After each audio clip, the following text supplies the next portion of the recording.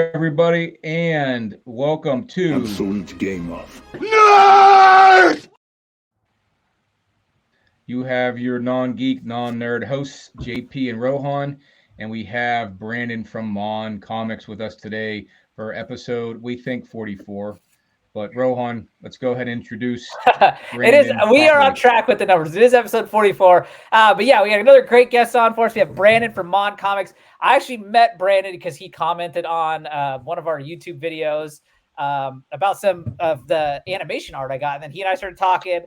Found out him and Mike are good buddies, and just like the world comes full circle. It's a small hobby. We're, tons of great people. Brandon also has his own channel, which we'll talk about. But Brandon, say hello. How's it going?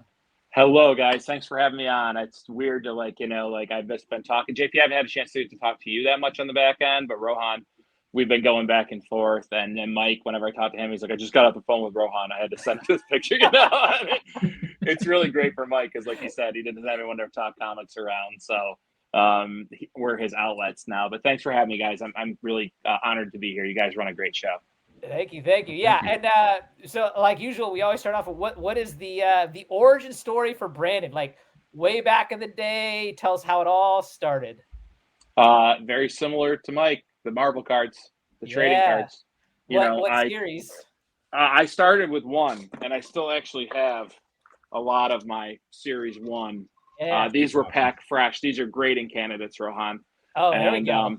So I started with these right out of series one, chasing the holograms, chasing the character that I'd see. I knew Spider-Man, I knew Cap, I knew, Hulk, I knew Ghost Rider, I knew all the mainstream ones. But then you start to read about Mephisto and, Lockheed, the little dragon. And you start to and I'm like, oh my gosh, what is this world? And then I started acquiring the comics and getting into it. In the 90s, I was getting, the foil covers, Spectacular Spider-Man 200. Warlock, just all the foil, Venom, Lethal Protector. Of course, I was into Dark Horse or Predator, so I got some Predator comics. Spawn, because of the movies, Batman, anything movie related to, I really got into. So really, it was the Marvel cards were the start of it for me too. Oh yeah, so true for all of us. Yeah, and I still have my cards. I love those sets. Are so good. Yeah. So actually, also too, I wanted to ask. M.O.N. it's M.O.N. What does that stand for? Middle of nowhere. I remember that. I heard that before, and I couldn't think of it today when I was driving. I'm like, what does M.O.N stand for? I thought it was monsters or something. I thought it was monster related because you're always talking about Man-Thing and all this. I was like, it's got to be something monster. And I kind of adopted the monster. I kind of adopted the duality of it. I guess I could go for monster too because I'm a pretty monster heavy collector. But I mean, I'm in the middle of the woods right now on a pond outside of my small town of Hamilton, New York, where there's 3,000 people, and a small private college, Colgate University is in my hometown. That's where I work actually. And M.O.N came from. I had to have something to like, and I'm sure. Did we lose him? Yeah, we're losing signal here. I can hear you. Yeah, I can hear you just fine. So we must have lost him on his feed. Brandon, do you hear us?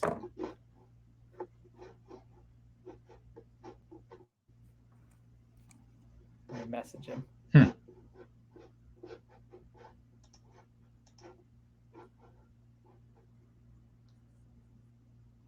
Pause the recording. Yeah. All right. So you were saying you worked at Colgate College and then, go from there? Yeah, so I work at Colgate University, small town. And I said, I'm sure you guys were going to ask, how the channel got its start. But it kind of goes and said, the M.O.N comics, I started watching Mike right when his channel dropped. I had been into comics, collecting comics since, he started in August of last year, or 2 Augusts ago now. And then I was collecting, January. And then, I was watching people on YouTube, and then I found Mike, and I saw how he was going to flea markets, and a lot of YouTubers had local comic book stores to go to and all this stuff. And I was like, okay, there's got to be someone or people like me that have to shop like me, utilize online vendors to get comic books into their area. So that's where that came. Mike was my channel is a direct result of Mike because I was like, there's got to be a duality of that. Got it. So actually, I do want to touch on that, but real quick, I want to go back. So you were talking about the 90s, the Marvel cards, all that stuff. So in the 90s, on those cards, there was no Man-Thing. There was no horror characters. Obviously, watching your channel, we know you're a big monster and horror guy. So how did that occur? I learned about him later in life, like as I got like more into I was in, 91 when the Impel first series came out. So this was in 2000s, like after college, and I started to dip back into like there was, I drove to a couple shops and I saw pictures of Man-Thing and I was like, oh, what's that? Like I had known Swamp Thing. Swamp Thing gets a lot more publicity, if you will, and he had some movies from the 80s that were so cheesy. Shows. Yeah, there's actual and shows and stuff. But that's where I found, like it's and then I started learning about other characters like that. And I was like, oh man, it's a pity these guys didn't have, why wasn't Howard the Duck on a Marvel card? He is now. He is on some now. He made him now. Yeah, that's awesome. Man-Thing as well is on the recent Marvel Masterpieces set for the fact that. Don't get me back into stuff, Rohan. I'm gonna start going on eBay and being like, well, it's funny. I looked on people are ripping Mark from Legion of Comics.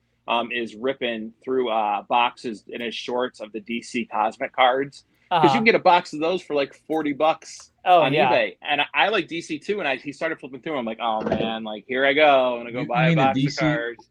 The only series of DC, those gray ones.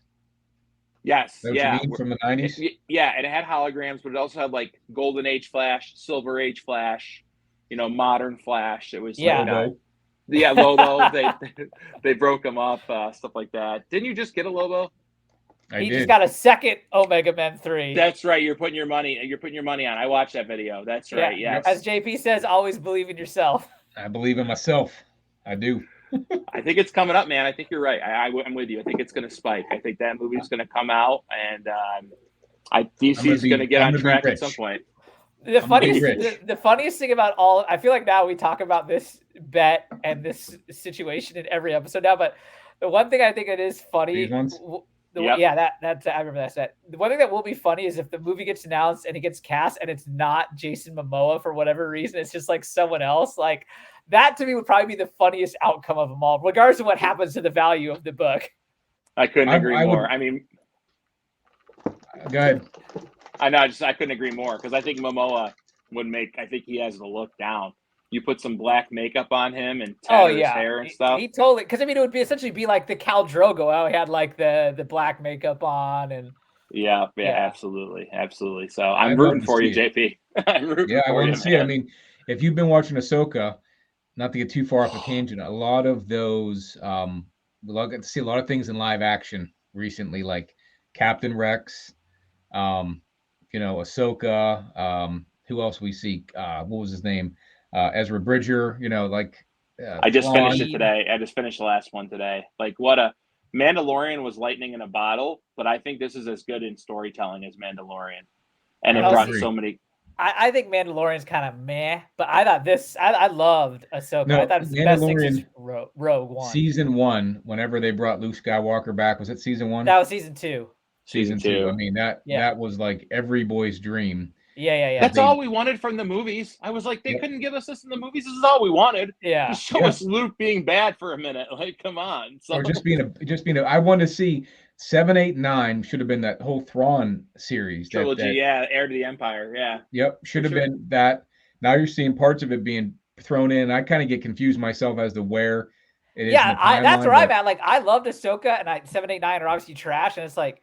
I don't know where they fit now, like especially like as it ended. Like we don't need to spoil it for those who haven't watched, but like where it ends is like, okay, so you have Thrawn, but then what the hell was all that? Was the Snoke and all those other guys in 7, and I don't know. Yeah, how's that going to fit together? Which I'm sure they'll have an idea. Filoni, some people like him, some people don't, but he put on the screen what we wanted to see as a kid, that the cartoons and what we read. So I think. As people, back to Lobo, just in general, you find Swamp Thing. They made a movie. Just think if they make a better movie with Swamp Thing, right? Like Werewolf by Night. Yeah, and that was a cool show. There was a Man-Thing movie from like 2001. Era that was. Oh yeah, it's awful. It's awful. There was an awful Fantastic Four movie too. That was 2. There was a 3 actually. There's 3. I've seen all of them. Yeah, I've seen all of them. But yeah, I'm a huge Star Wars fan. I have a Wampa tattooed on my hand because upstate New York is cold and I'm a big guy. I have all the OG bounty hunters tattooed on my whole right leg. So I'm a huge Oh, Star awesome. Wars fan. But yeah, you're right. Make the right movie, make the right thing, and it will, it'll go. Yeah, I mean, So as far as I'm concerned, like just make it as if 7, 8, 9 never happened. yeah, they could do it. Yeah. Watch, we'll be Yeah. old men. They'll do it. Oh yeah.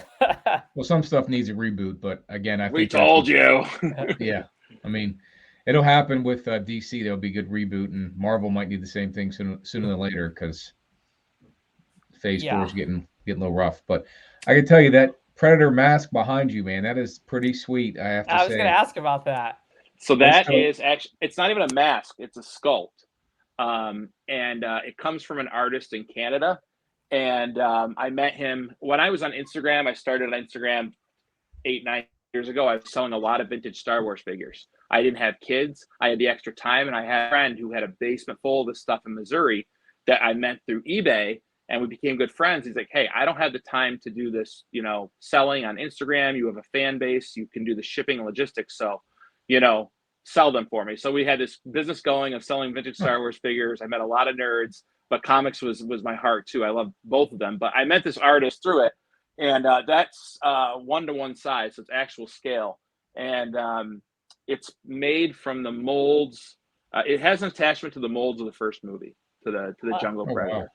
Yeah, so it took awesome. them like 6 months to make, and yeah, I love it. And my kids are like, "Who's that?" I'm like, Wait, "You'll is learn there a in a few mask years." to the is there a Yeah, mask next to it? there's a Berserker Oh, nice. biomass, Yes. Oh, and okay, then nice. like a Boba Fett. I've got like nerd stuff. So this is half my wife's work office. So I had my own room, and then we had kid number 1, and my room moved to the next room over, and then kid number 2 came, It got and that had bumped to go. So my wife's like, "Listen, I know you love comics or collecting stuff. You can have half my." So if I turn this around, it's just my wife's office. She's a photographer, and we've got, she's got her computer desk. But like this, I just all nerd stuff, like autographs, pictures. So you do what you Nice. can, right, guys? That's right. Yeah, You make no. what you have work. So I want to go back. You said so you buy almost exclusively via online sources. So what are those sources that you find best for you? Okay, so I started heavy on Whatnot because that allowed me to go in and find, like I said, shows that were coming up. And then I got into Cover Price, and I said, okay, I can go into these shows before they're, a good seller will list their books and their This is ratings. also on Whatnot you're talking about. Yeah, all on Whatnot. So a good seller will have all his books preloaded with conditions, sometimes pictures if they're really good. So I could go in if the sale's on Friday and I see it on like that's coming up on a Tuesday. I can go in and do my research and say, okay, I'm not paying more, than this for this book or this. Like I was talking to you beforehand. Sometimes you get killer deals better than that. Like I had a Man Thing #1. I had 2 copies, but I sold the lower one. But they started at $50, and it ended at 70, and no one bid on it. And I sent it off for grading. It graded out to an 8.5, Nice. and then I flipped it because I had a better copy of it. So there was deals to be had. It was just a lot of sellers in one place, There wasn't and I like to shop on Instagram, but there wasn't that noise that you get on Instagram because you're following so many accounts too, like where you have to go check what that seller's going if they're not popping up in your feed. So primarily Whatnot, then Instagram, and then Facebook, a couple Facebook groups I'm in. eBay when I absolutely have to. I'd rather not, Agreed. Sometimes the end of my Man Thing run, though, I had to because some of these books were just so hard to find. But I lucked out and got I think I bought the last 4 off eBay, and they were great sellers. They were really I lucked out from packaging to condition of the book, I really lucked out. So yeah, the closest city is Utica, New York to me. That's a half-hour one way.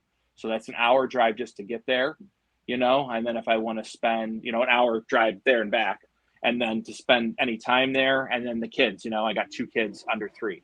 Yep, you got time is a limited resource for you. It's nothing right now, and this allows them just to come to me, and get my fix, if you will. Can we talk real quick about Whatnot? Because we were talking a little bit before it's on the show. I just watched the show for the first time last Friday. When do you claim a book? Let's just say, do you pay through Whatnot, or do you do that offline after they send an invoice, like on an IG claim sale? No, so you connect your debit, your credit card to it, and as soon as you win, if you buy it now or you win a bid, it notifies you. Just comes down. Thank you for your purchase from collectibles, like Mark's store, and it just takes it right out of your debit card.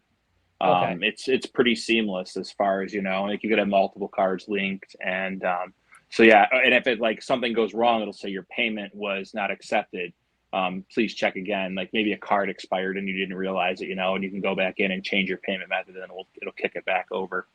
And do they have like protection for your purchase like eBay does then? They're great. I'll tell you what, people knock Whatnot. That was a big, someone who had to buy a lot online when I came into the comic community. People were knocking Whatnot a ton because there's a lot of influence on there. There's a lot of pump and dump, and I get that. Yeah. But there's some really good stores in there, like legit comic stores running out of the back of their store because it's another way to sell. So they have a really good system of checks and balances. So like, for instance, some guy had a Fantastic Four 2021 the other day, and they were asking like $80 for it. In the condition, it was a fair price, and it was my fault. I've gotten much better about, hey, can you take the book out and, show me?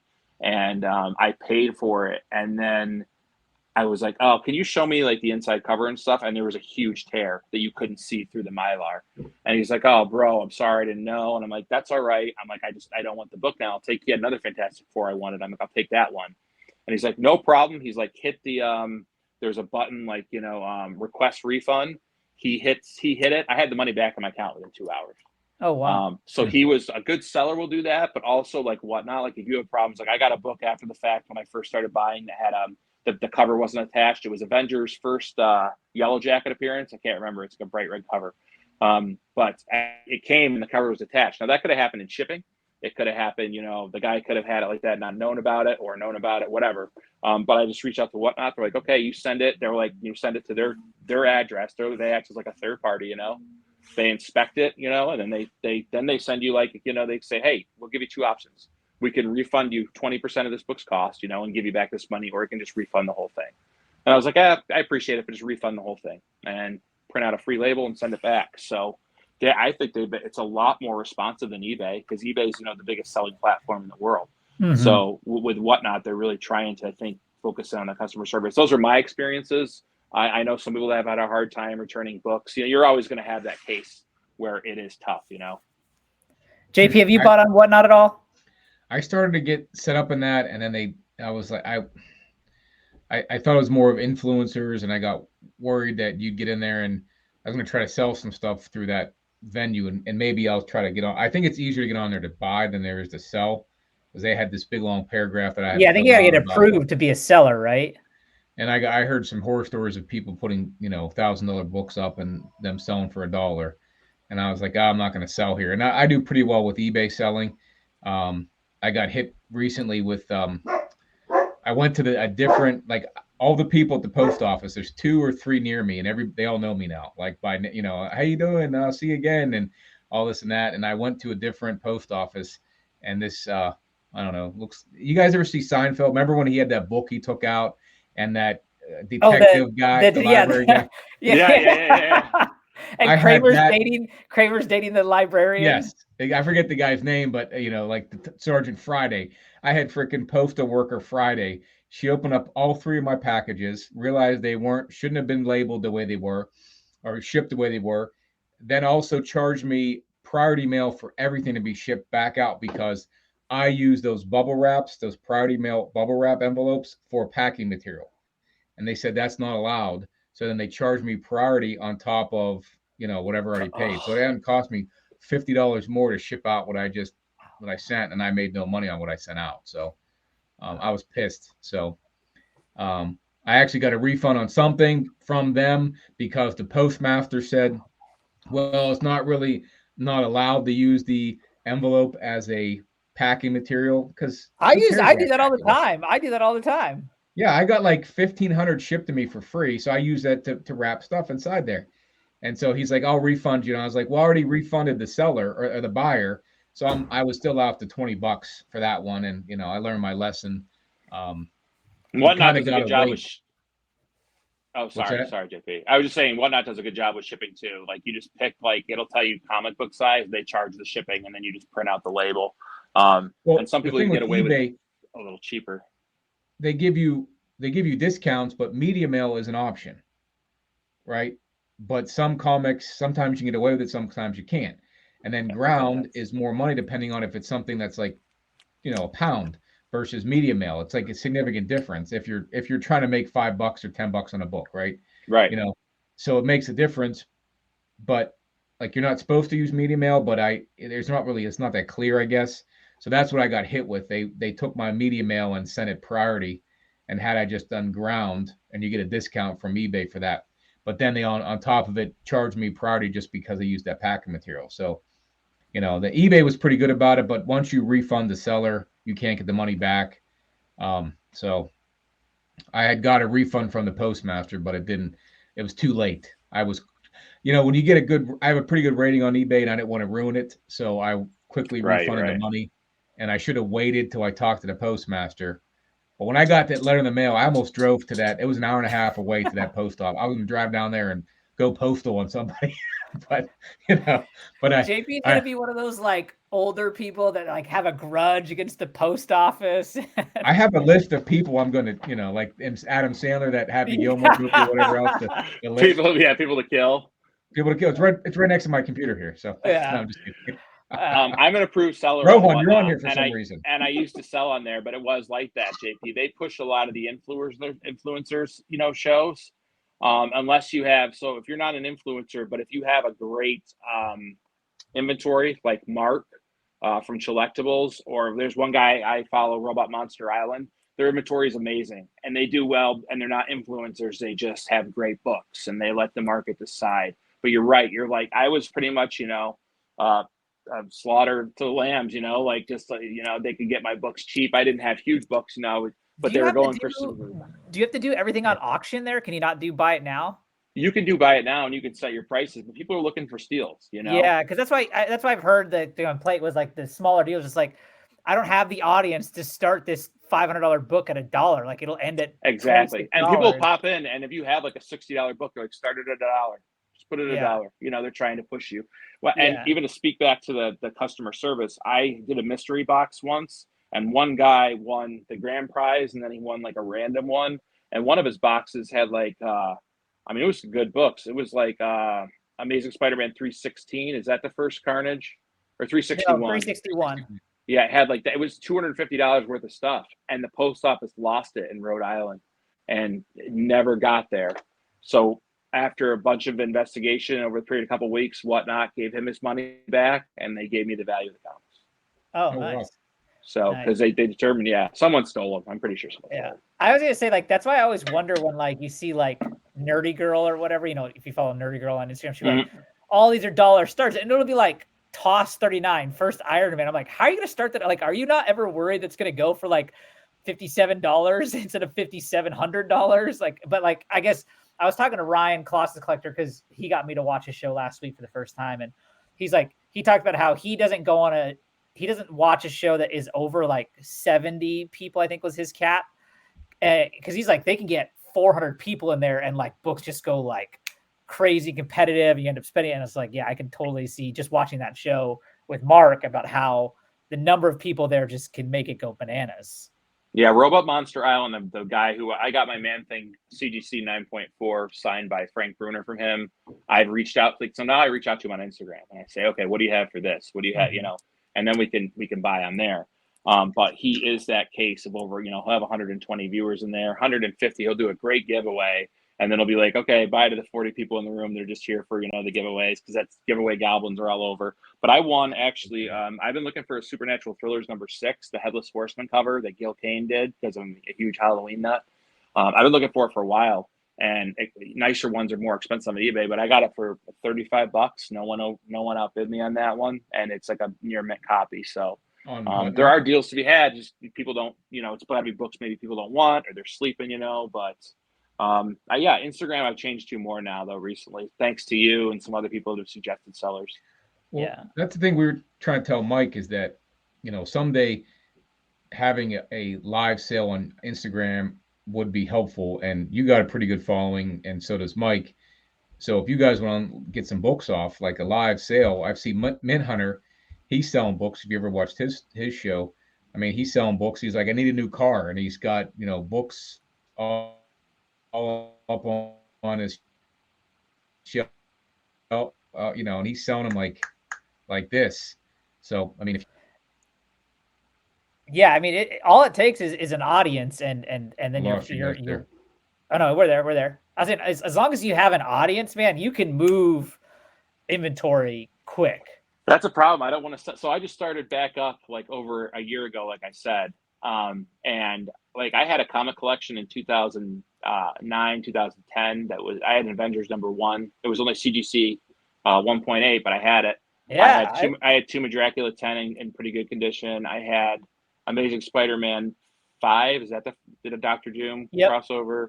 I had a bunch of early Amazing Spider-Man. I had a great collection, but I needed an engagement ring, and I said, "Oh, I can always get these back," So I sold them off, and now I've come back into it with more focus. But I've only got I thought about flipping, but I don't want to sell. I've only got in cover price, you can see, I think I've got 165 books in my collection, but they're really curated books I love, I'm not just buying, I have lists of books I want, and I'm trying to do the Fantastic Four run. So that's taken up a lot of, so there's not much, I just don't want to sell it, I look at that book and I'm like, oh. Talk about that though. So tell us, what are your collecting ambitions? What are you collecting now? Obviously we see the horror stuff behind you. We see Fantastic Four. You just mentioned a Fantastic Four run. Tell us, what are you collecting? I like to be a key collector, right? I consider myself a key collector. So I may not be an X-Men collector, but I just picked up that 101 the other day because it's the first appearance of the Phoenix, and I'm going to come play that card game with you guys at some point. There's a point. So I like to collect keys that maybe someday my daughters will be able to. So this is all going to be my kids someday. That's my plan, is to just leave it to them. So keys that will net them a good return someday, when they go to sell them, preferably graded so that it's a little easier for them to sell. But then for I went after the Man Thing run because I wanted that whole run, and I got it. I wanted his first appearance in Savage Tales. I've got his first, I'll have his first 3 appearances. One's in the mail.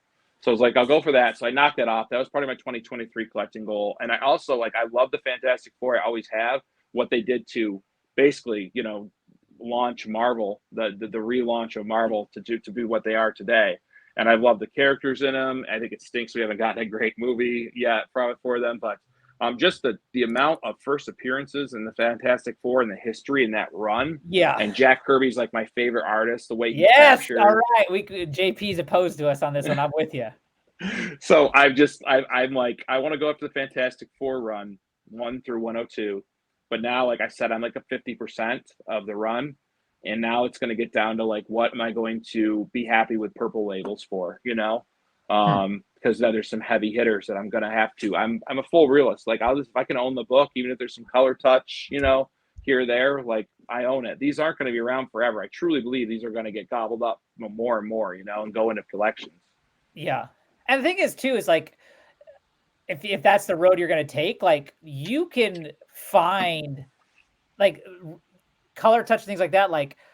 I do think when it comes to purple labels, I do think one thing you want to avoid personally, I think, is trimming.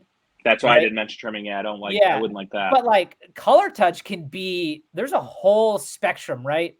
And I saw it was on Bry's Comics. He had an amazing Fantasy 15 that came back as a purple label, and it was just because there's a small bit of gray on the cover, and someone used a pencil to color just a tiny bit of gray in. And it's you could clean that off, send it back. And so it's depending on what you're looking at, you can temporarily correct the color touch, or it just be so minimal that it doesn't bother you. It's one thing when the book is completely remade, right? Professionally done, versus just someone scribbled on it a little bit with some highlighter or something like that. You can also cut out the color touch depending on where it's at, and rather have it missing. My point being is just there is a level of color touch that may not bother someone, and there, versus a book that's this isn't even the original book anymore. It's that restored.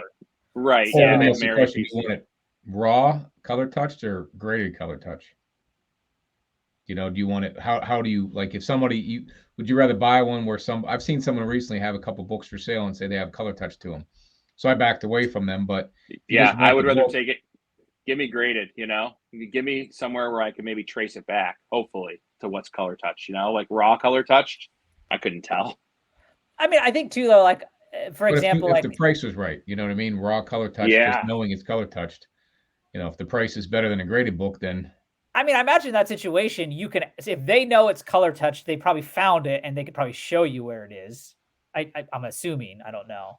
Yeah, I'd have to have like a lot of detailed info, and then I'd Yeah. probably run it by. I use Jeff from Comic Spot too, Yeah. and I would probably send him the detailed pics and say, "Listen, can you identify this is in fact with a color touch?" Like, I'd have to have a lot of information to be comfortable with it. I guess going for the books that I'm going to have to start going for, like Fantastic Four #4, like first. I think that's first Silver Age Submariner. Yeah. Yeah, and I mean, there's just a lot of big, expensive books down there. The one you just had the one with the thing is at 12.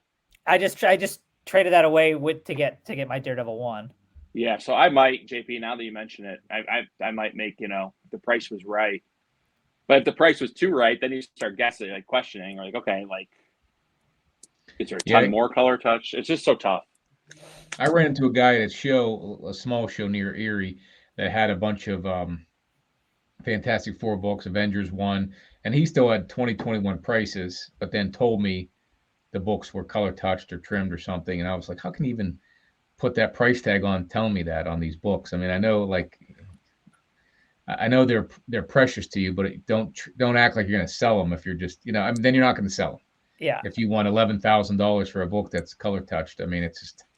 Yeah. I mean, I think at the end of the day, though, if it is something that you're going to do, research the crap out of it, right? Learn and understand what all the restoration stuff is so that you can identify it, understand it, know what you're buying. I mean, that's the end of the day. It's what we all want to do is we want to know what we're buying. We don't want to buy blindly. So. Right. Like with that Fantastic Four 48 I just got, it's 0.5, the blue label, it's missing a page, Does the page affect the story at all, or? It does. And I looked up the panel. It's like a black, or the Inhumans are in it a little bit. Yeah, if you read the first like couple pages are like, I remember like when I first read, because I didn't read Fantastic Four 48 as a kid. Like I knew that was Silver Surfer's first appearance, obviously, but I didn't read it. Once I got it, I read it.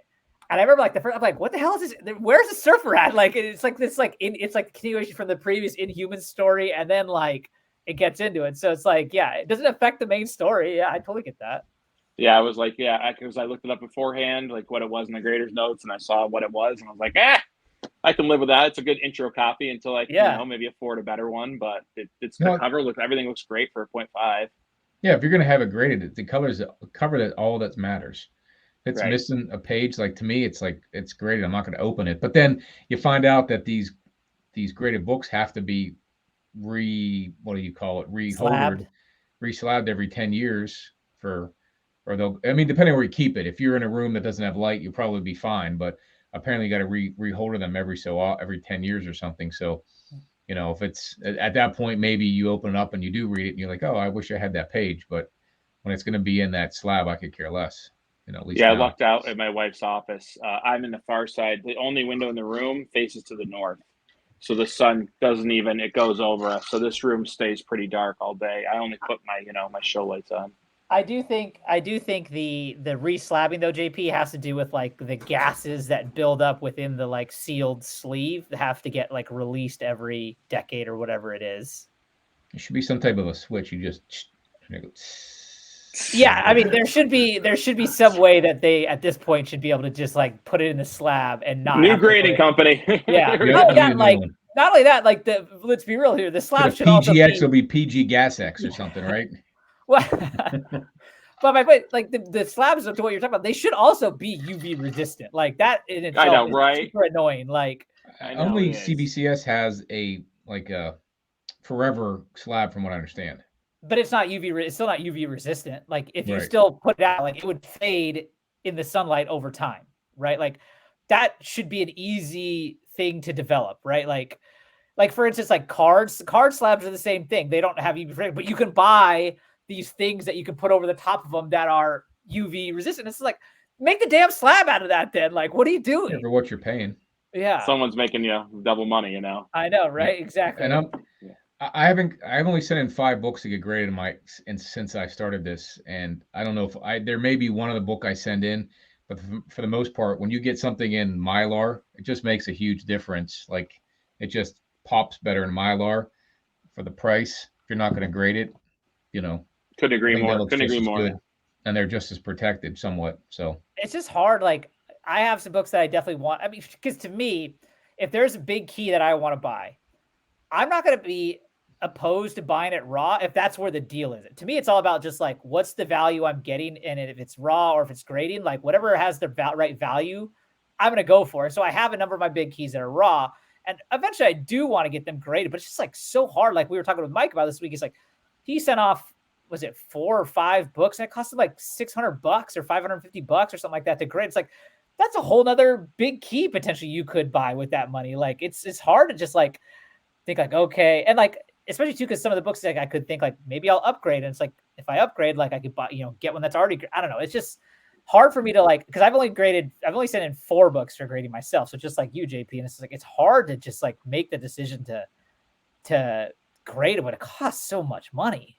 Yeah. I got willy-nilly when I first got back into it. Like I got my CGC subscription, and what got me, like when I got back into comics a year and a half ago, this girl next in a town over had a box that she inherited from her uncle that had owned a comic shop, and they invested heavy in 90s comics, right? But they did have like a really nice Lethal Protector, Vengeance of Bane, 3 issues of Spawn #1, no newsstands, unfortunately. They had books. I got the collection for like, I think $250, but I knew that if I graded these books and then sold them, I could then fund books that I wanted, So I submitted like 20 books to CGC, but then when I started learning, Rohan, with submitting books for personal, is you really got to be picking and choosy when you're going to keep it, and there's all that money on the line. Because I was sending in some Fantastic Four books, and it's like, okay, I could have made money if I flipped that, but that's not ultimately the goal. The goal is for me to have it, and like it's not a huge key. It may be a Doom cover, or third appearance of Black Panther, and it's like you're right. Like it's I have to save up for. I have 4 books with Jeff right now. And, they're still like a couple months out, and that actually works out for me. So I can save up money for the CGC after I pay him to clean him and press him for the submission. Yeah. I've kind of just made a decision too. Like for me, like I would say my absolute lowest value threshold would be like $400, but in more reality, probably like $500 before I would even pay to grade them. Cause otherwise it's like, why would I pay so much money to grade this book that's only worth a little bit more? That's why I don't understand. Like, you see these like dealers will like flash these books that are for sale. They'll be slabbed books for like $30 and $40. I'm like, why are people slabbing these books? Like, you're not going to get your value back on this. I wondered that too, Rohan. I wonder if it's like just extreme volume that they have, like they have X number of books to sell through, and it just doesn't matter at the price, even though it costs, more to grade it. Or did they buy a collection from someone and they already made their money? So they're just trying to, like, I don't get it either. Well, look at Mint Hunter. That was one of the first shows I started watching, and he almost every Green Lantern book he has is slabbed. Yeah, I have no idea how you spend all that money to slab everything. The 2 got him, and then the other guy that if you watch, what's his name? He's got the white hair, kind of like a white beard, Long Box Love Affair. Yes, those 2 guys like grade every book they get. I feel like, and I'm just like, how do these grading costs like not destroy your collection habits? Like it's crazy. Well, yeah. I don't understand either. But I was going to ask you, we were talking before, like for grading, getting back to what you were saying in the back there about all the books that you don't want to get rid of these books, right? So you're sending the ones in to get graded you want to keep. Is that what you were saying? Like you're okay spending the money to grade those books that you're going to keep forever, or ones you think you can flip if they come back at a higher grade? So now my whole, like, now I've changed it into, I'm going to grade a book. It's only going to be for a few reasons. It's going to be because like it's a big key that will maybe net my daughters more money down the road. Like I just got Thor 164, 160, first High Evolutionary. I can't remember which number it is. But I sent that to Jeff. It's only going to be like a 4 or 5, but I figured down the road, that's a good spec book. I loved them in Guardians of the Galaxy 3. And if they ever use them again, so spec book down the line for that, for my kids. And then a big one is preservation, so like I sent Jeff a Daredevil #3 that I got really cheap. But if Jeff cleaned it up and it's like a 2.5 or a 3, like that's still, it's golden or gold suit Daredevil. I like think will look cool, and it's kind of, it'll only get worse shape sitting in my box, So that's a good Silver Age. It was like, first appearance of the Owl, which isn't a huge, it's a villain, but, I just, and then also for the art, like if I love the art enough of a comic, because like you said, you're not reading it at that point, it's for the cover. So preservation, kind of a spec for my kids later on down the road, and then just if I love the cover, you know. Yeah, I do think if you're getting books and you're like, you know, moving them to fund the books you want, I think it's a rare case that it pays off to grade. I mean, you have to like get one cheap that has good return once it grades high. Like otherwise, I think it's like it's just much easier to just sell it raw, like on a Facebook group or on eBay, and make enough out of it that you don't. And then plus, like, because if you do the grading thing, then you got to wait for it to go, wait for it to come back.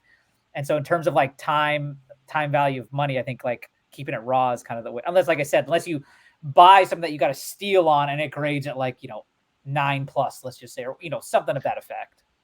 Yeah, I bought Spider-Man 122 on Whatnot. Some guy had it.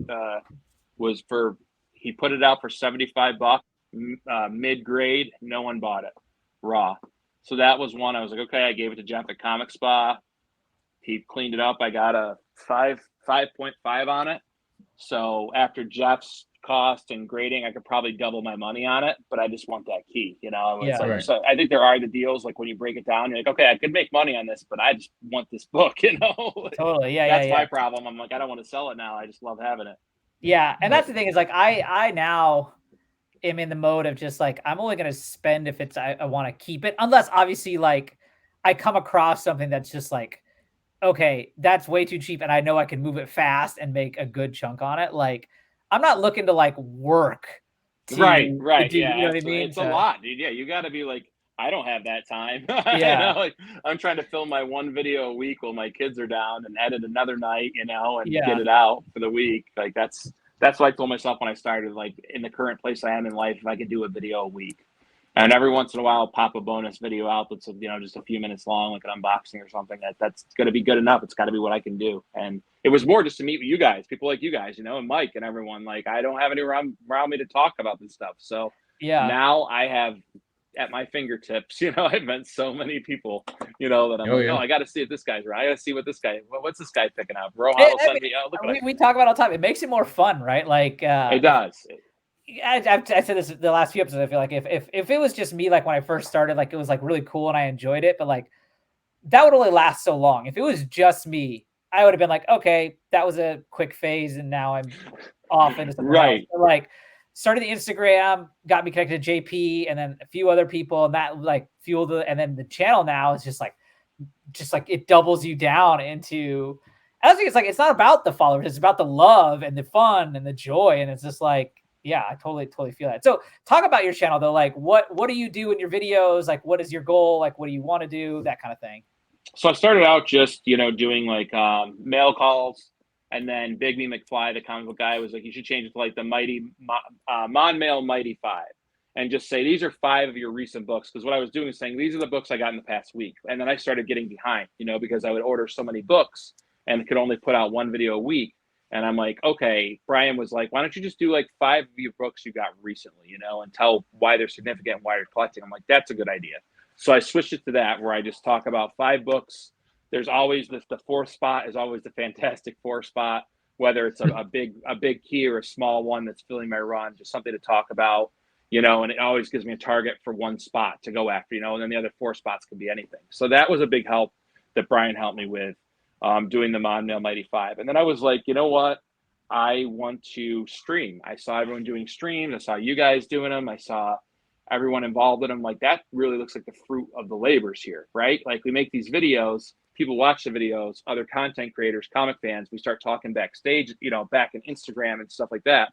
But getting to go on stream and talk with these people that share in your passion, that you're interacting with online, that are great people, then it becomes, then you're like, okay, I want to host a live stream because I went on their live and I had a blast. Now I want to host one. So I started the M.O.N Comics Big 5 Live.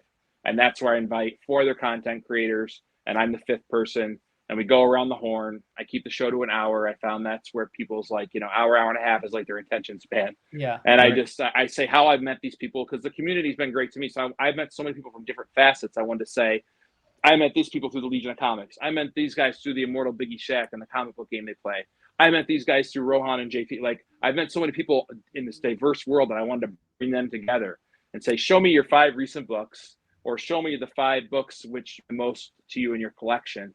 And it's just really in the name of engaging that conversation of people being like, oh, well, Spider-Man #4 is my favorite book. Oh, I love Spider-Man. That's, it's to engage that conversation, because I really want to get to the goal with community too, and get the discussions happening. So I started the Big 5 Live, and then I'm just going to drop a new video coming out to Friday. Is the first video of my seller series. So when I started this channel, my idea was, some people have to get comics shipped to them. They don't go out and have the luxury of finding them in different, areas, flea markets, whatever you will. So I wanted to do, highlight sellers that do a really good job. And it's taken me a while, to get to know them, to find out who I can go back to, because there's been some crappy sellers and I just never talk about them, like I'm just trying to be positive and say, this is a seller I found that's tried and true. He is organized. He will ship your stuff fast. His grades are accurate. Great communication on the back end. Just the experience you want to have in any kind of good retail. Like, I was in retail for a long time in my life. I was in restaurant business for a long time. Customer service is big to me. There's some sellers that might just give you a 1-word answer when you reach out about a book, and you're like, okay, but like, hey, how are you? Like, I appreciate you claiming a book in my sale. It's this price for the book plus shipping. The guy I'm highlighting Friday, he'll hold my books for me. He'll be like, if you want to start a box and save your shipping costs, and that's huge, because maybe there's only one book I want in that sale, but there's 2 other books in this other sale, and that will still get me the lower shipping costs. Like, for someone to be that organized with, the tons of people he's selling to, that's huge to me. Yeah, so I'm trying to, like almost your little own pull box, right? Yeah, right. Yeah. No, because there's, people post books on Instagram all the time to sell. And I'm like, oh, that's a cool book. I would like to get that. But it's like, oh, it's $10. Like, do I want to buy it for $10 and then pay $8 to ship it? So like, yeah, that's great. And that's what I find a problem with Instagram is you have to, things go so fast in some of the sites that you're almost trying to get that one book, and then you don't have time to look at everything else they have to put it all together to do combined shipping. So I steer clear of the Instagram, just because I can't find enough books to make the shipping worth it. So this guy that I'm highlighting does a sale on Tuesday and Thursday. He does them 9 p.m. Eastern Standard Time, and he'll tell you if it's going to be $5 books, $10 books, or bigger keys that are priced as marked. So I might be able to go for a sale last week because I missed it and find like a $5 book. Like, I just got like the first Avengers 94, the first Rhodes in the War Machine armor. I saw that and no one picked it up for $5. I was like, oh, that'll get me a point in the card game. So I picked it up for $5. Then I watched his most, I was able to pay attention to a Tuesday night sale. And so I could go back, because I guess is what I'm saying, JP, is that, and find some stuff that no one wanted. And I was like, I want that book, like, that's cheap enough for me. Or Fantastic Four. Maybe someone doesn't want to pay a little more for a Silver Age book that I will, So I see what you're saying, though. Like, Collectibles, Mark's page, you're not on it. That thing's gone. I was surprised I was able to get Savage Tales 1 for him. It sat for a day, and I was like, there's no way that thing's going to be there. Yeah, tomorrow. Let's show it off, your big new fancy book. Yeah, so first appearance the Man Thing.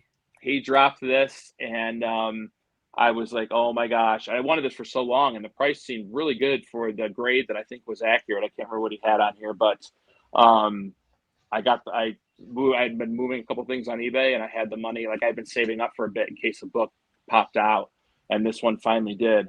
And it's got a great John Buscema painted cover. It's got the mature reading audience only. There was no they evaded the comic code with that. Stan Lee thought there was a market for magazines without the comic code. But I can't remember who the publisher at Marvel was at the time. His name escapes me, but he didn't want anything to do with it. He didn't want to be messing around with not having a comic code stamp on his book, because he didn't want to get hassled. So this came out in 70. It wasn't Shooter. It was someone else. I forgot the name, but this came out in 71. It got canceled, and then they started up in 73 to 75 again. But this does have like 4 stories in it, or 5 stories, and Man Thing's one of them. And the drawings in this are beautiful. I did a video on the unboxing where I show some of the art. Is Buscema the one that drew the interior? No, it was an artist called Gray Morrow. Okay. He's known for some more sci-fi, some other books in that kind of realm. He's a wonderful, wonderful artist. And just real quick, do either of you guys? So off the top of my head, Man Thing and then Rocket Raccoon and Star-Lord are the 2 other characters I can think of that had their first appearance in a magazine. Is there anyone else that you think of? RoboCop. That's a good one. That's a great one. Yeah, someone was talking about Rocket today because he was in Marvel. What was it? Marvel something 7. It's something that is Marvel like Satan or something like that. Satana on it. Satana, that's what it is. And he was called Rocky in that, and that was black and white, and this is black and white. Yeah, and then we've all seen that Star-Lord one. Right. And I had been a Man-Thing fan before the Werewolf by Night thing dropped. I had been collecting for a while at that point, but as soon as that dropped and how good it was compared to the other stuff Marvel was putting out at the time, I was like, I'm doubling down on Man-Thing right now. Like, I think, this year they just gave us a color. They're going to put it in color on Disney Plus, and everyone's kind of complaining on the internet about that. But the thing is, the writer strike's been going on. They can't give us any new Halloween product. I think that's all they could do. I think their hands were tied. But I think I'm gambling, Lobo is your gamble, JP. I'm gambling that Man-Thing will become a bigger part of the picture due to how well him and the Werewolf by Night were received. I mean, I thought it was wonderful. I thought just the way the story was presented in black and white, had this like art noir to it, 70s monster. But I mean, he's the guardian of the Nexus of Realities in the Everglades. Like that's pretty, like all it takes is someone from like Doctor Strange or multiverse kind of connections to say, hey, we have to get to the Nexus of Realities. Luckily, I know the guy who guards it, Right. and that can slip him right into I was just going to ask, like, what's the connection? Like, that's yeah. So he's like Doctor Strange can't get to a multiverse. Yeah, he's powerful. Anyone that knows fear, if he touches them, they burn. He's got other powers too, like pheromone power. Like he's really, compared to Swamp Thing, they could just manipulate plants and stuff, and he can do all that and then more. So I really think that's, like as soon as that dropped, I'm like, oh man, stuff's going to get expanded. I'm glad I got those copies now. Wait, so let me ask you then. So Swamp Thing came out first. No, Man-Thing did. Actually, Man-Thing by a couple months. Man-Thing by a couple months. Oh, I was always under the impression that Swamp Thing came out and then Marvel's response was Man-Thing. No, if you research it, it was Man-Thing by a couple months. It's always debated, but from what I found, it was Man-Thing by a couple months. It's almost like Darkseid and Thanos. Like there's pretty close. Wait, who came first? Who came first? Darkseid or Thanos? I don't even know. Darkseid. Okay. I think Darkseid came first, but not by much. I mean, we can look. I mean, like it's Jimmy Olsen, whatever is the first cameo, and then Thanos in 1955. I thought the same thing, that Swamp Thing came first, because I thought they were the same character, because they all looked the same to me, at least because I didn't collect those, so I didn't always pick up on the difference as a kid between DC and Marvel, right, and the 70s stuff, because I was more used to what I saw on the racks at 7-Eleven and various places. So for the longest time, I thought they were the same. But I did recently watch the Swamp Thing movie again on YouTube, and it is cheesy, but Adrienne Barbeau, she's hot as hell back then. And wait, who is it? Adrienne, she was in, I think it's Barboa. I don't know how to pronounce it. I never know how to pronounce it. She has that curly black hair, like the late 70s, early 80s hair. And she was in Escape from New York. Yes. Swamp Thing Annual #1 has basically a picture of her on it, right? He's carrying her, looks just like her in the white dress.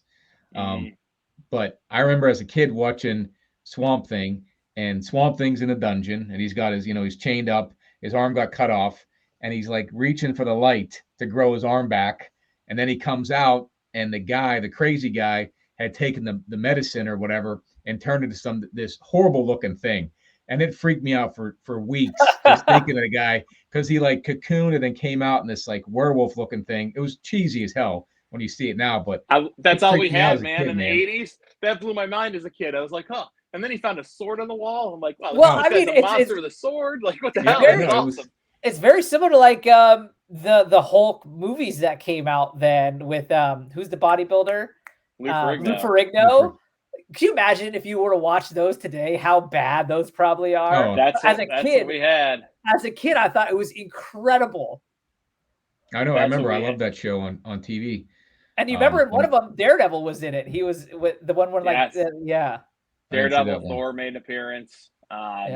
There's some good ones, but that's all we had. Man-Thing, I think I liked more too. Besides the powers, he had that humanoid body, but his face was completely different. The Swamp Thing still has like a mouth and like human-esque features in his face, whereas the Man-Thing just completely. Wait, his face has tendrils. What are Man-Thing's powers?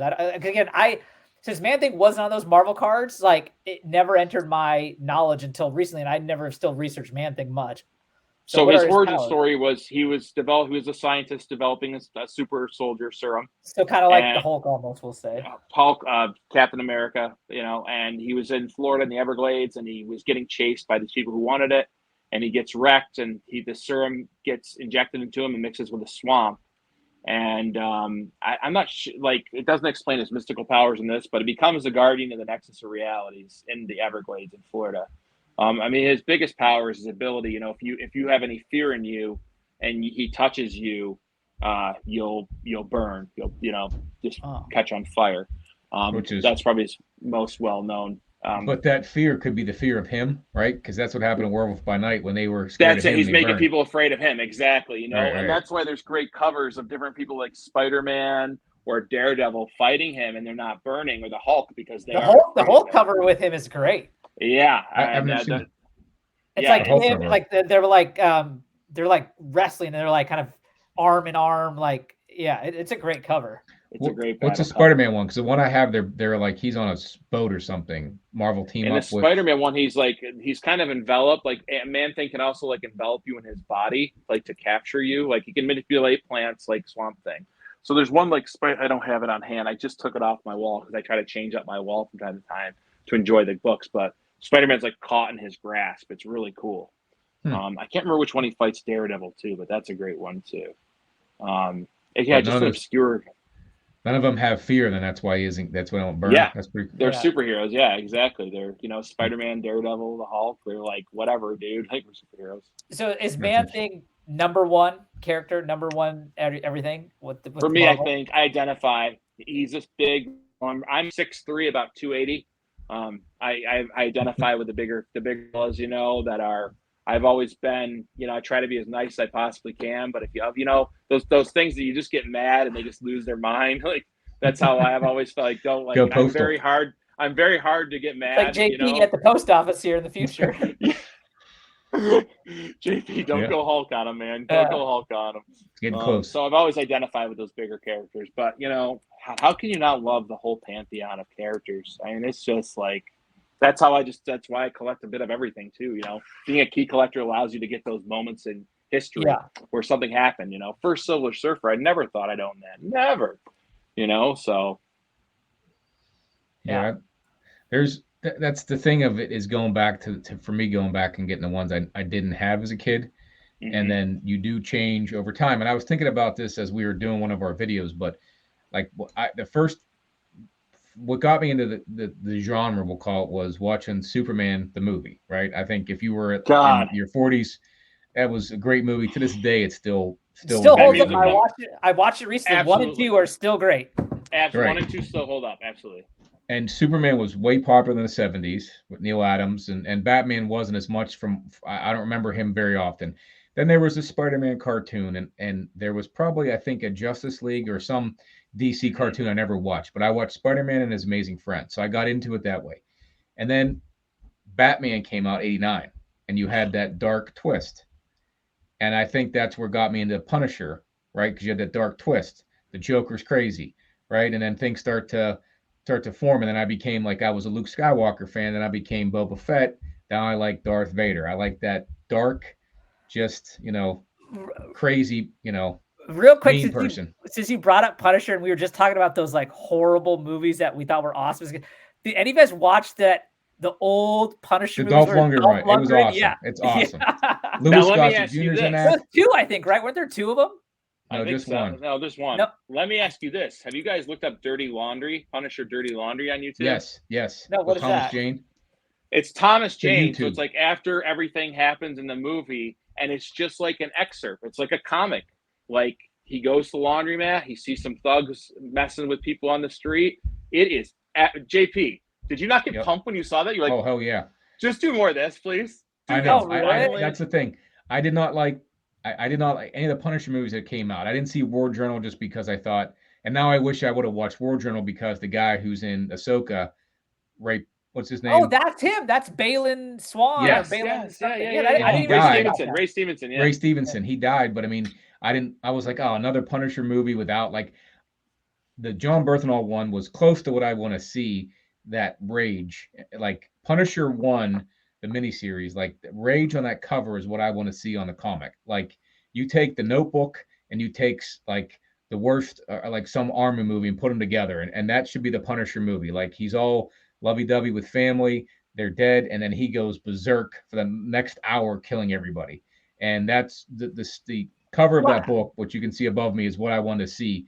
And Bernthal came close, but every movie prior to that was just like I thought the Punisher in Daredevil season 2 was awesome. Like that was exactly the Rage I like want to see, especially like when he gets in court and he's like, "Yeah, I fucking killed him. I'd do it again," or something like that. Yeah. I don't think I got that far yet because we started to watch that and I liked the Daredevil, that darkness of it, and the Bernthal Punisher was close to what I would have imagined him to be. I really liked the Punisher part in Daredevil. I loved those two. I loved the Daredevil and the Punisher, John Bernthal, him coming onto it. The one that was my favorite though was Luke Cage, and it might not be everyone's, but when he went in, he put on Wu-Tang, Bring the Ruckus. And went in to fight those people in the building, was just taking people out. I was like, wow, whoever married this together is a G, you know, like, to see Power Man. I celebrated all of them. I was like, I don't care what people like, at least we're getting this, you know, 25 years ago, Brandon, I wouldn't have thought this, you know? But the thing too is like what you just said and what we've just been talking about, like the recipe isn't hard. Like it doesn't take much to like fulfill what we want with this stuff. Like, and that's why like I never understand when they like stray away from like the comic. It's like, guys, we love these comics. Just make these stories. The writing is already there for you. Right. Like, instead, like, oh, I did just try. I've read their argument has always been that they can't follow the comics, comic for comic, because they'll alienate the people that don't know the comic material. And I'm like, I don't think you would, because these stories tell such good stories. People will get enthralled in them regardless. Yeah, they're good writers anyway. At least some of them are. And that's the thing. They have too many. They have creative rights. When you're the director, or you're writing the show, you want to have your own story, and then it's like, well, that's not what we wanted to see. Like you just said, right? You know what I mean? Did you ever see Kevin Smith talking about when they pitched Superman to him? Watch that. Find that on YouTube. When Kevin Smith had a chance to make the Superman movie with Nick Cage, he was going to do that. And he talks about how the director wants this giant spider, him to fight this giant spider. And he's like, wait, what? Like, and like everything was cool. But every time he met up, he's like, find a way to get the spider in here. We need a giant spider. Kevin Smith finally gave up on it. Was like, no. And then in the end of the Flash movie, they showed Nick Cage fighting a giant spider. I know. It's like, okay. So go watch Kevin Smith talk about it. You'll laugh your ass off. It was so funny. I was like, why? You're like, why the spider? Like, I didn't get the whole spider it's so thing. Funny. I thought the guy who the director had, he had done something famous, so Warner Brothers loved him. Oh no, he did Wild Wild West. He did Wild Wild West later, but there's something after. There was something. Doesn't that have a big spider in it too? Exactly. Yep. He got the spider in his movie. He finally got it in that movie. He did. But there was some movie he did before all that got him they're like, oh, we want him because he did this movie. What was that movie, JP? Do you remember? I can't remember what it was. I was just researching that once that watching Flash and all those other cameos came in, and I forget what movie it was, because I remember hearing that he did that Wild Wild West, but I forgot what movie he did before that. But I mean, there's plenty of bad movies. Let's put it that way. We were happy to see some of them. Like I watched Fantastic Four, the Silver Surfer one. I mean, Morpheus was the voice, which was pretty cool. They may be corny, but I did enjoy them back then. I mean, there's probably going to be a better one. For sure. But at the time. The problem, though, with the Fantastic Four, so it's like those first two. So, like, there's the two that were the first two. Like, it was the Fantastic Four and then the Silver Surfer. And then there was the remake. The remake, first off, is got to be one of the worst movies of all time ever made. Like, it's That's what I heard. So bad.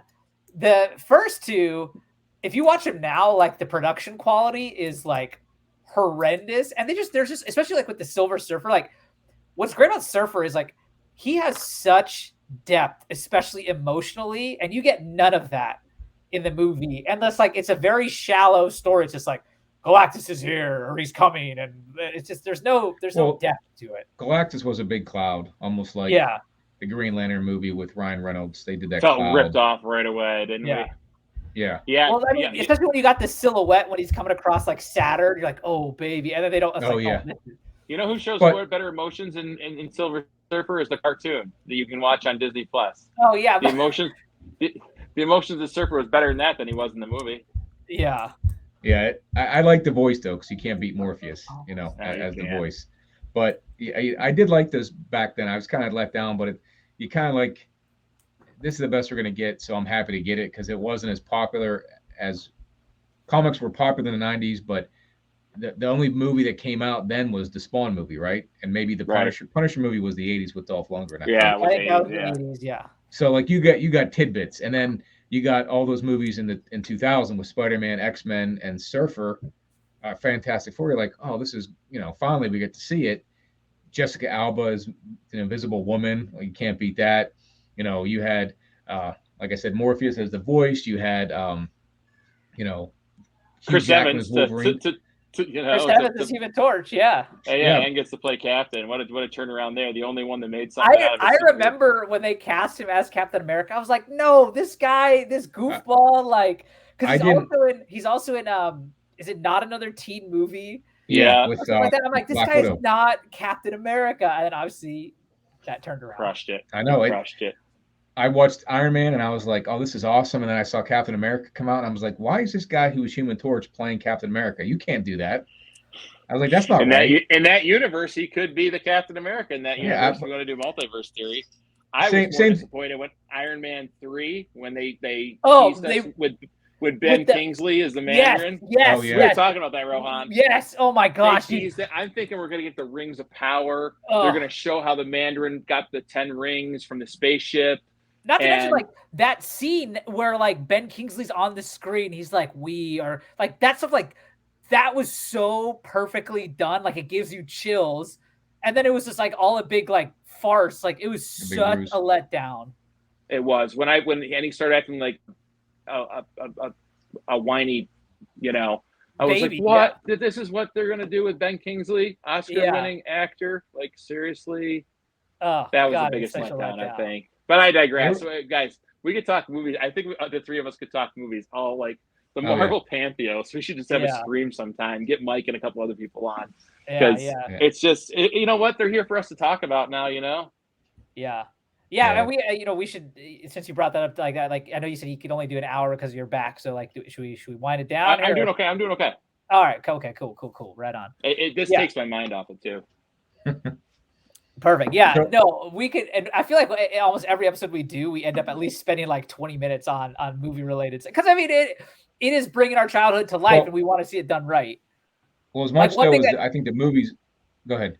I was gonna say, like, one thing that pisses me off right now is like the Transformers movies, because like I love Transformers as a kid. Tell me about it, dude. And not to mention, like, and I, you know, maybe I'm alone in this. The first Transformers movie that they made is awesome. Like, that is everything I want. That movie kicked ass. Yep. And then since then, 2 and I just watched Rise of the Beast recently. That movie is terrible. It's like G.I. Joe, man. Yeah. Look what they did with those movies. Did you? They could have been so awesome. Did you see Rise of the Beast? I haven't yet. You know. So have you heard? Have you heard that they bring in the G.I. Joe at the end? You know what? I think I saw it somewhere, and I was like, how the hell are they going to marry those two properties? I love the G.I. Joe movie as a kid, the cartoon movie. Oh, yeah, the cartoon movie is awesome. With Globulus and Nemesis. Yes, the cartoon movie is awesome. And I love the Transformers cartoon movie with Unicron, the Eater of Worlds, and, you know, everyone, Optimus Prime getting killed in the first 15 minutes. Yeah. I have never seen that movie, just so you know. I've never seen the cartoon movie? It, like, was almost unfindable when I was a kid, and then to this day I still have yet. I'm sure I could find it on eBay or somewhere. I found a DVD of it when I was in my 20s, and I watched it again. It's awesome. That movie's so good. I've never seen it. I heard people crying at school because Optimus Prime died. I'm like, really? Why'd you ruin it for me? So just real quick, so like in Rise of the Beast, it's essentially Transformers 1, just way worse, but they have the same role. So the kid the Shia LaBeouf character, the one that like the Transformers befriend in this movie, at the end of it, like the government brings him in and they're like, you should work for us. And he gives him the card and it says like G.I. Joe on it. So, Shut up, like, really? Yeah, it's just like, oh my gosh. Because like they made G.I. Joe movies and those were also awful. Master your one property first before you try to take on comics. There's a four issue series of G.I. Joe and Transformers. I found all 4 of them newsstand that's some flea market, and I flipped them pretty quick because that's when the news came out of that. But I don't. Again, I was a big GI Joe. I had all the toys, Star Wars as well. I still have most of my Star Wars, but I had no problem getting rid of GI Joe. As much as I'd like that, I don't know why. I was able to get rid of them, and I could care less to collect the GI Joe comics. Maybe Same. the Snake Guy's first appearance or whatnot. Well, what I say about that is, and maybe you guys, if this makes sense to you. So the reason why I don't collect Transformers comics and GI Joe comics, even though they were huge parts of my childhood, is they didn't start in comic books, right? They were the cartoons or they were the toys first, and then they spun a comic book off of that, right? So He-Man, Thundercats, right. Yeah. And so, like, part of my love of what I really love, like, especially, you talk about you're a key collector. I'm a key collector, specifically a first appearance collector, right? Because it's that history. Voltron. Yeah, it's that history that I love. And so, and that's why now I'm starting to collect Ninja Turtles comics as well, because Ninja Turtles, unbeknownst to me as a kid, I didn't know they were as a kid, as they started as comics. Yeah. And so that's why I want to collect them, is like, because that's where their first medium was comic books. And that's why I want to collect them now, because of that history connection. I would totally get the Turtles. Transformers, GI Joe, they don't have that same tie. I feel the exact same way, Rohan. That I would totally get Turtles comics if I had the chance at a good buy, because I loved the movies from the '90s growing up. Me and my friends going to them, and like you said, it's history. Their medium started in comics. Yeah. Transformers, GI Joes. I'll get other movie comics that 80s movies like The Last Predator. Starfighter, Predator, Yep. Dark Crystal. I'll pick up sir. those just because of the nostalgia. Like Adventures of Buckaroo Banzai. You seen that? Oh one? God, Across the Eighth Dimension. What a fantastic! Yeah, we could go. Speaking of Predator, can I just show you something really cool, quick? Of course. So this guy, do you guys know Collecto6 on Instagram? His name's Steven. He's friends with Alan, the comic collector geek. Okay, we're having Alan on here pretty soon too. So ask Alan about this guy's collection. Check out Collecto6, COLLECTO on Instagram. His collection, he's been collecting for like 59 years or something. He worked for Overstreet. And this guy has like 5 or 6 Captain America books, Blue Label, like nothing wrong with them. Just some amazing. He has just an AF-15, Hulk, you name it, he's got it. But I became friends. He was watching my channel through Alan, and we started talking on the back end of Instagram, And then one day he posts a bunch of Predator comics that he's in Oregon, and that's like ground zero because Dark Horse was out there, and one of their warehouses shut down, and he knew someone in there, so he showed Predator 1 through 4 that he had got from this warehouse buy, and they were like perfect, like never been touched by a human hand, And I got an AOK from him today, and they were copies of those books from that collection. Oh, nice. So he sent me Predator 1 and Mylar with the acid-free bag, like JP was saying. I mean, the condition, they've been never touched. Like, I'm going to have them pressed just before I get them graded. Yeah, for sure. But, I mean, they're just, so he sent me, because he got multiples of them, but he sent me 4 copies of 1 through 4. Love it. See? Gotta have that stuff. That's awesome. Yeah, so... but these, like, I just couldn't believe. I mean, they were literally in a warehouse, just kept perfectly. All these are just so crisp. To see a comic this old, like this is starting to get old. I mean, they're just beautiful. They're pristine. Yeah, so these are gonna go. I've got Predator 1 and 3 already on my wall. But these, I'll grade these and then flip the other 2. Yeah, nice. And I'm going to call them the Steven collection. Yeah, that's awesome. You I'll have have to look him up. The first fight of Alien and Predator?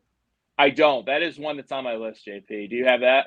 Yeah, I got to. It's not. I don't know if it looks pretty good presenting wise, but I think it has some marks on it. The guy who I bought the Predator 1 from sent that for me when I bought it. I met him at a show and he emailed them out to me. So, I got that. Then I got a couple of Predator books I'll send you that I found. Predator versus Batman, Mangus, Robot Fighter. I've got Magnus. I got the 2 of those. I got one signed by the artist that I got in the collection. Predator vs. Batman. I picked up 3. I was going to have those graded. Oh, those dude, are my Predator childhood. versus Batman is so sick. I read those when I was a kid, and it blew my mind. And then I bought them, and I lost them during my last move into our house. I love the armor he wore in that. He comic. had to build new. Yeah, Batman. I mean, he got his butt whooped by the Predator. Like he was on his deathbed and had to make that new armor just to fight him. Yeah, it was a great series. Yeah, future fan there. Yeah, he's good. Also, you know what else I watched recently with my brother? He was in town last weekend. That kind of talking back, and we just brought up the original Ninja Turtles movie. Dude, that movie is perfect still to this day. Still, yeah. What's the guy? Casey Jones, Elias Codius, is that his name? Is that his? We actually saw. I was like, has this guy been in anything else? He was in like later in life. He was in the horror movie Let Me In. He plays a detective in that. But no, he was a great kid. It does hold up. I watched that. I watched it actually like a week ago, Rohan. Like I was up, I couldn't sleep because my back was killing me. I'm like, well, 90s TMNT it is. There it is. Yeah, I can recite that movie line for line to this day. It's so good. Yeah, man, comics and movies. It's just, yeah. It's kind of funny. Like I've gotten to this point too, where like when it's like Friday or Saturday night, and I just need to kind of like I want to chill out for a bit. It's like all I want to watch now is like this stuff. Like I don't have like it's all, and it's like so now it's like I want them to get back to like the right formula so I can have more content to watch. My wife's like, "Aren't you've seen this movie 500 times?" Yeah, yes, exactly. I'm like, I know because they did it right. Yeah, like I constantly watch the Christopher Nolan trilogy, and every time I was like, "Didn't you just watch this?" I'm like, "Yeah, but it's perfect. Like this is masterpiece." Think about something though. They've redone a couple shows. Total Recall. No reason to remake that movie. There was something else that recently came out that I'm like, why did you have to redo it? It was perfect the first time it came out. RoboCop, another one. Why did you have to remake that? I didn't even watch the remakes of them, to be honest. A lot of the properties from the 80s, man, like had such great ideas apparently. And I think it's just a pure money grab. Yeah, they're going for us nostalgia. They see us spending money on the comic books. But the new Crow is coming out.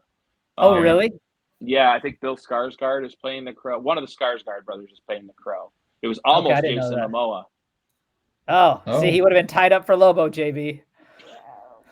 Damn. It's all lining up for Lobo. It's all lining up. Well, how about that? The Crow book. The first appearance of Crow was in Caliber, I don't know, 1, Caliber 2, I don't know. But he's not on the cover. Then there's a cover of Crow #1, which isn't his first appearance. Isn't that the money book, though, for when it comes to Crow? They both are. I think so. By Joe Barr. I just know there's that picture of like the Crow. It's just his face on the cover, and like in high grade, that's like $1,000. Is he blowing the gun nozzle? Yep. Yeah, I would love to.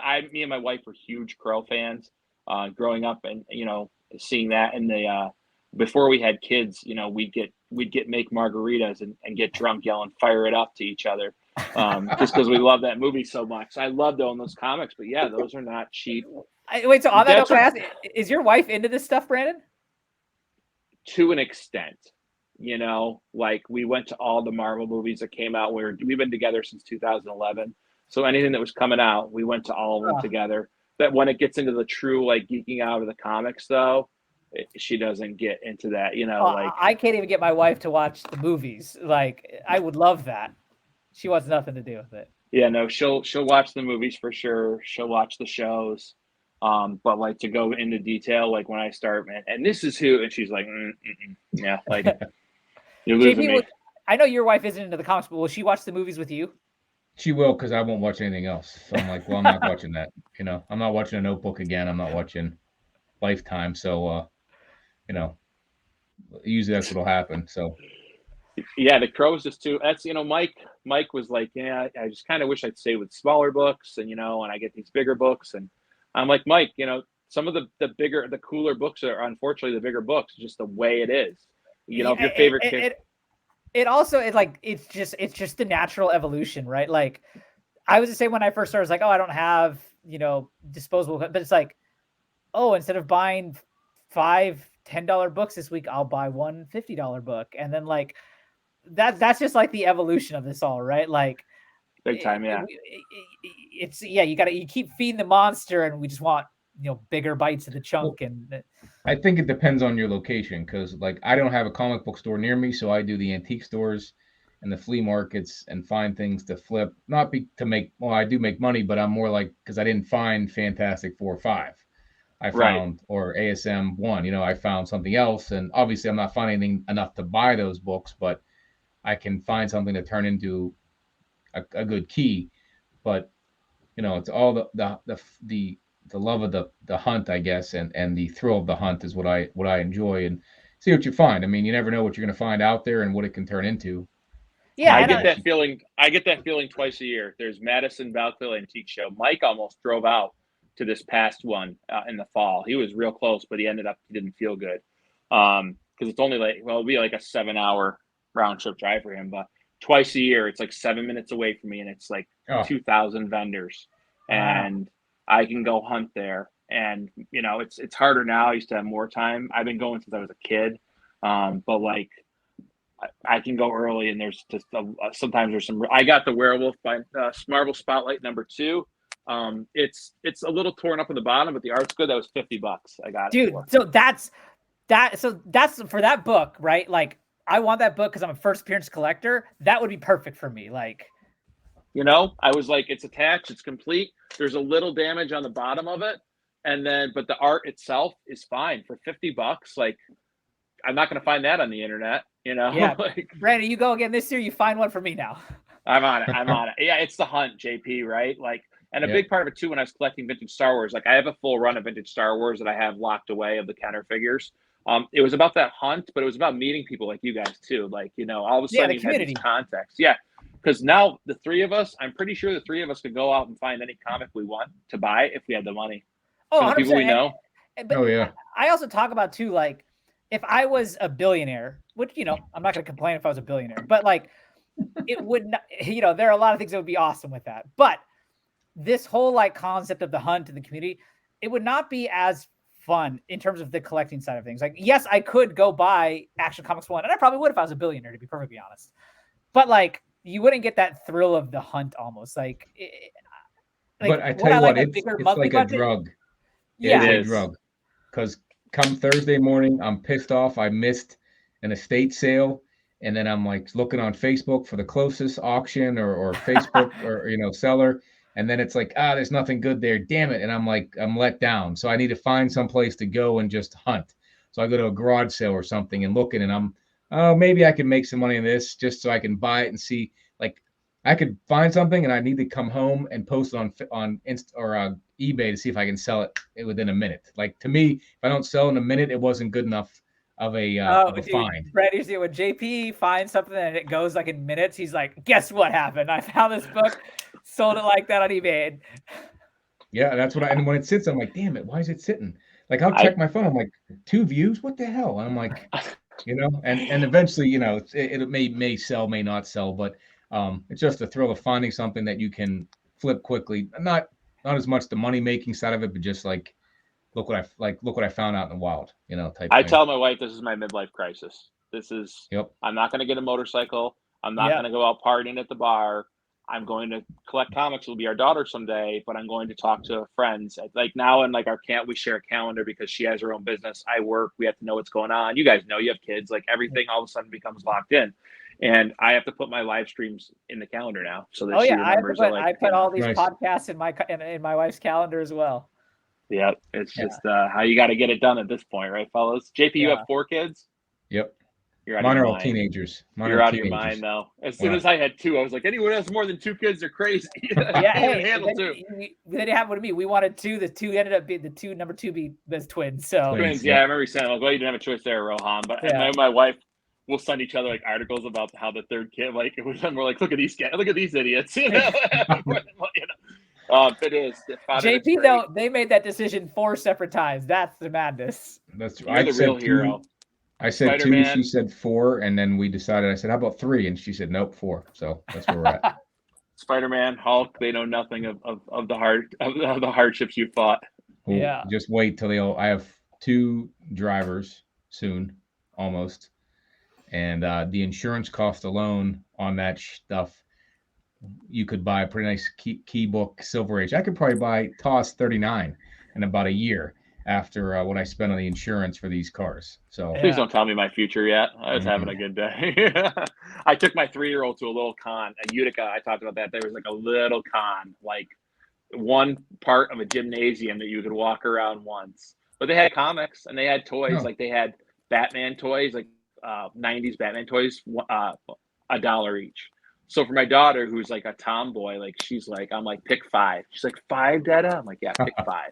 So she's picking out 5 Catwoman and stuff. So I'm already starting to subliminally get this into her head, and she loves it. But it's also a 3-year-old at a comic show. I'm trying to go through long boxes, and she's doing cartwheels. I'm like, damn it, stop! Like we got to get.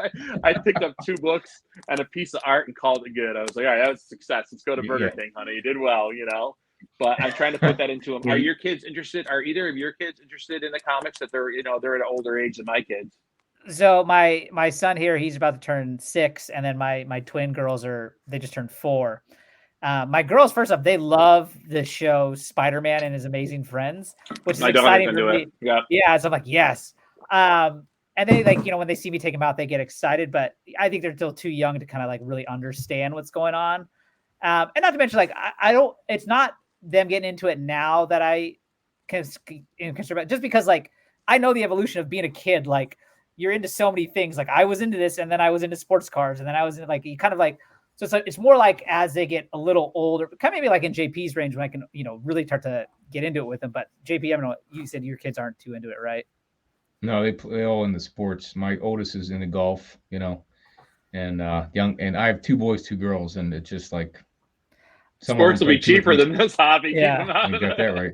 I will tell you. Go ahead, cars, JP. And it's not. I was into cars, but I guess I was into the collecting of stuff. Mike, they're all vary. So just real quick, I'll say is I met this guy on the card side. His name's Azza. He's an Australian actually, and he watches. So he collects cards, and he's like, this is going to be for my son, and so he wants to get his son into it. And so one of the things he does, he was saying every Saturday, his son gets to pick one Marvel cartoon, and then he gets to watch it with him on the couch. But the prize is his son can pick any treat he wants, and he gets to eat it on the couch with him while he watches the show. And so he's like, so I'm trying to build in this like memory bank for him to be like, oh, those times with my dad where I got to break the rules, watch this show, and like he builds out. I was like, that's a great idea. Brilliant. On Saturday mornings, I get up. My wife sleeps in on Saturday mornings, and she usually shoots a wedding Friday night. And I get up with my oldest, my 3-year-old, and I've just Pee-wee's Playhouse. I watch that growing up. She thinks that's hilarious. But I like Dungeons and Dragons cartoon. Oh my God, I love that one. Because there's dragons in it that she thinks are dinosaurs, so she's down with that. But then like any kind of Marvel cartoon, like Superman and His Amazing Friends, she loves it. Green Goblin, Dada, Green Goblin. I'm like, yeah, nice. I have the Marvel Element shirt, that has like all the characters, and she can name a bunch of them now, and I'm like, it's working. Working. I tell you what's funny is that I got out of it in the 90s, and when my oldest was born in 2005, and then Iron Man came out in 2008, and I seriously have the toys, the dolls, the shirts. Like I have tons of like paraphernalia from that stuff. No comics, but I have enough that I could fill up a room with the crap we bought them. And I didn't get back into collecting, but they were into it when it came to Legos and Star Wars Legos and stuff. They were into them, but it didn't last. It didn't turn into anything like comic related. It was kind of like a fad, and they moved on. And I have just like shirts. I have shoes, Superman shoes that my 3rd kid wore all the time. I mean, you have a garage sale. Sounds like JP. I know. I mean, there's tons of stuff there, but they were into it. So we did enjoy that, but it didn't stick with them for whatever reason. I don't know why. Yeah. I think sports got in the way. Man. Can't force it. It is what it is. You can try what you will, right? Yeah. I think the key though is like the building that memory for them to be like, oh yeah, that core memories. Yeah. Absolutely. But yeah. Well, right on. We're like right at that hour and a half mark, like what we usually end up at. So we made it. I've enjoyed it. It always goes so fast. Yeah. Brandon, thanks a lot for joining us, man. Guys, I've been waiting to talk to you guys for so long. I watch every one of your shows I can. You guys are great. And like Mike says, this community, man, it's just like we're so lucky, so blessed to, go from this to having it in my phone, or just being like, hey, look what I got. Yeah. Look what I'm going after.